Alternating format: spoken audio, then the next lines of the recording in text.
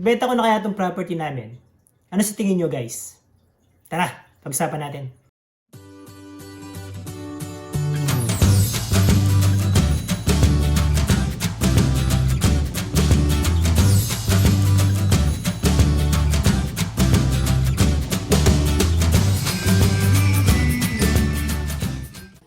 Hello guys! Welcome to my channel again!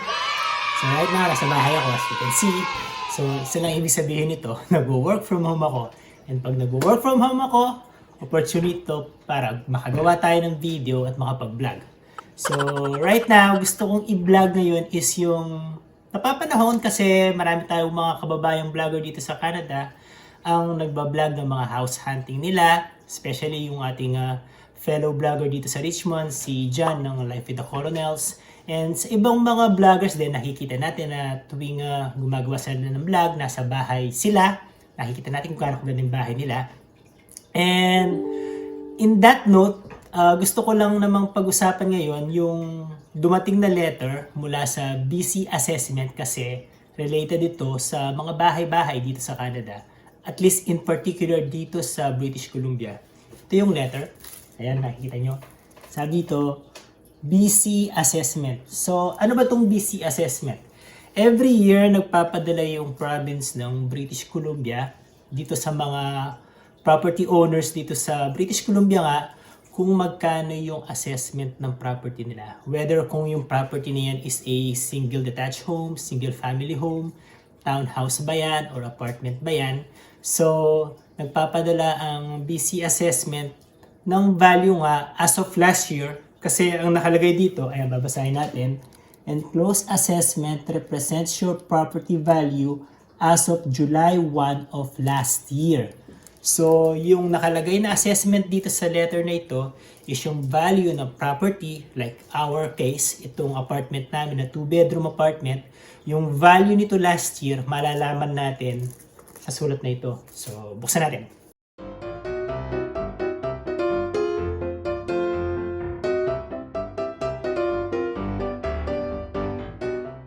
Ito na. Pero hindi ko papakita yung value syempre. So, ang sabi rito, tumaas pa rin yung value ng property namin. So, pag tinignan mo itong letter na ito, nakahati siya into land and building. So, malalaman mo kung ano yung value ng land at ano yung value ng building. Tapos, pwede natin ipakita. Ayan, ayan. Hindi ko na lang ipapakita yung price. Ayan, nakikita nyo. Nakalagay yung value ng land at saka yung value ng property. Ngayon, ano yung purpose kung bakit nagpapadala ang BC Assessment sa mga property owners dito sa British Columbia ng ganito? Well, for one part, nakabase dito yung property tax na binabayaran namin every year. So, since tumaas yung value ng property namin, ibig sabihin din nun, tataas yung tax na babayaran namin this year. And also, kung may plano kang ibenta yung property mo, through this assessment nga, malalaman mo kung ano yung value ng property mo. As of last year, so pwede mo siyang ibenta ng mas mataas na presyo compared sa value na nakalagay dito. And for information purposes lang, gusto ko lang sabihin na nung nabili namin yung property na to, that was in 2020, nung pandemic, compared to right now, base sa assessment ka na nababasa natin rito, in 4 years time, nag-gain yung property namin ng 55%. Yes! Yes! Yes! So, imagine niyo in 4 years time, tumaas ng 55% yung value ng bahay namin. So, yung 55% na yun guys, equity na namin yun. Though hindi siya liquid money, I mean hindi siya personal cash, pero value na rin ng property namin yun. So kung ibebenta namin yung property namin ngayon, na nagre-range dito sa current assessment ng binigay sa atin, pwede natin sabihin na yung equity nga, yung possible profit natin is nasa around 55% na. Yun lang yung ano nun, yun yung impact ng BC assessment na natatanggap natin. So nagkakaroon ka ng idea Although nga, hindi yun liquid money, hindi mo yun makakash unless ibenta mo. At least may idea ka kung magkano na yung equity mo or magkano na yung potential na profit mo sa ininvest mo property. Kaya mas maganda nga na kung nandito ka sa Canada, sa halip na magrenta ka, mas advisable talaga na mag-ipon ka at makabili ka ng property. Kasi nga, as opposed pag nagre-renta ka lang, wala kang equity doon,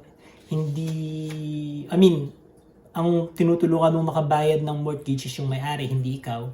Kasi kung 5 years ka nang nagre-renta, in that span of 5 years, unless nag-iipon ka talaga ng pan-down ng bahay mo, or nagsisave ka talaga, wala kang masasabi na may naipundar ka. Pero kung sa'yo yung property nga, like for us, in 5 years, tumaas ng 55% yung property namin. So, equity na namin yun, profit na namin yun. And also, dahil nga yung kinuha naming mortgage plan is naka-fix for 5 years, mula nung hinuhulugan namin yung mortgage namin from 2020 hanggang ngayon 2025 nga, hindi nagbabago yung monthly mortgage namin. As opposed kung nagre-renta ka lang, nung 2020, like for example, in 2020, yung 2 bedrooms doon nasa around 1,800 lang eh. Pero ngayon, 5 years later, yung 2 bedrooms nasa almost 2,500 na. What? Bro, what are you talking about, man? So, kung nagre-rent ka, mabigat din sa bulsa na every year tumataas yung nirerentahan mo. Suppose nga, kung sa'yo yung property. And isa nga sa mga pumasok sa isip ko nung dumating tong assessment natin is napaisip din ako kung panahon na ba para mag-upgrade ng property. Kasi guys, dito sa Canada nga, may tinatawag kaming property ladder. So ano yung property ladder na yun? Ito yung paraan kung saan bibili ka muna ng pinakamurang property. Like for example, sa case namin, apartment. Tapos maghihintay ka ng ilang taon, kumbaga patataasin mo lang yung equity or yung value ng property na yon. And then, like for example, 5 years, and then after 5 years, ibenta mo yung property mo, yung profit na kikitain mo dun sa property, try mong mag-upgrade ng property. So, from apartment, try mo nang mag-upgrade sa townhouse. Tapos yung iba naman, from townhouse, pag nagka-profit na sila dun sa property na yon, nag-upgrade naman sila into a single family home. Kaya lang napaisip ko kasi nga, unang-una dalawa yung anak namin, pareho babae. And 2 bedroom lang naman tong apartment na nakinuha namin. So, darating ang time, magre-request nga sila na gusto nila nang magkaroon sila ng kanya-kanyang mga kwarto. So, medyo ine-entertain ko nga yung thought na mag-upgrade. Kasi, yun nga, napapanood natin sa mga fellow vloggers natin dito sa Canada. Like, for example, nga sina Jan ng Life with the Coronels. Nag-house searching na sila eh. So, tumitingin-tingin sila ng mga possibilities ng mga bahay na pwede nilang lipatan. So, nag-upgrade na sila. Tapos, yung mga ibang vloggers din from different provinces, nakikita natin na medyo malaki na nga yung property nila, mga bahay yung property nila. So, napapaisip din ako kahit pa paano kung dapat na ba akong mag-upgrade or hindi. Pero ang tanong is, kaya ba namin? Well, honestly speaking naman, kung magiging tight kami sa budget, kakayanin naman namin. So, I've done my computations, magkano yung expenses na lumalabas sa amin as opposed to magkano yung salary na pumapasok sa amin. Kinumpit ko na lahat ng yan eh. So, kaya naman kung kaya, pero yun nga, kailangan namin magtipid, kailangan namin medyo maging tight sa budget, and parang yun ang siguro hindi pa kami ready i-give up. Kasi guys sa amin ang mentality namin right now, nung bagong dating kasi kami sa Canada, dumaan na kami sa phase na yun nga masyado kaming tipid. Lahat kinukompute namin.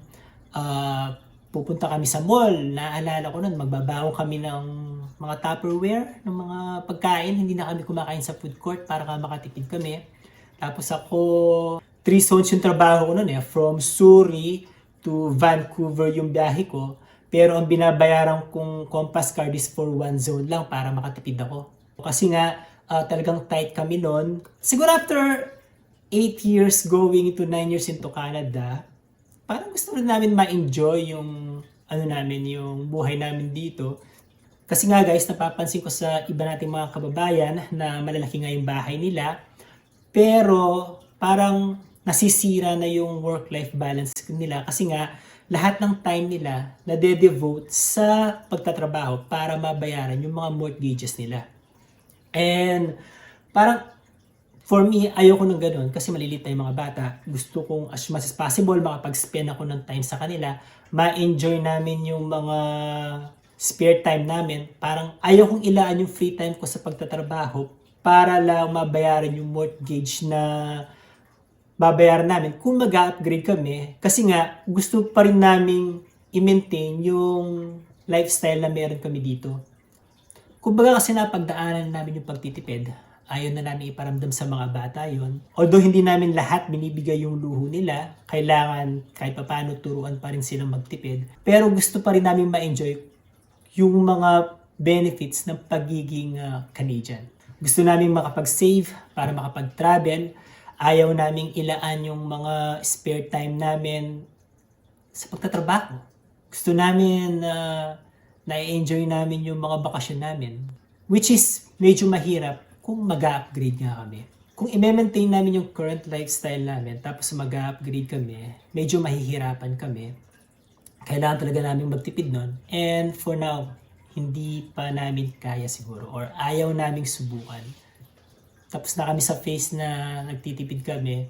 I think we have paid our dues and hindi naman forever bata tayo eh.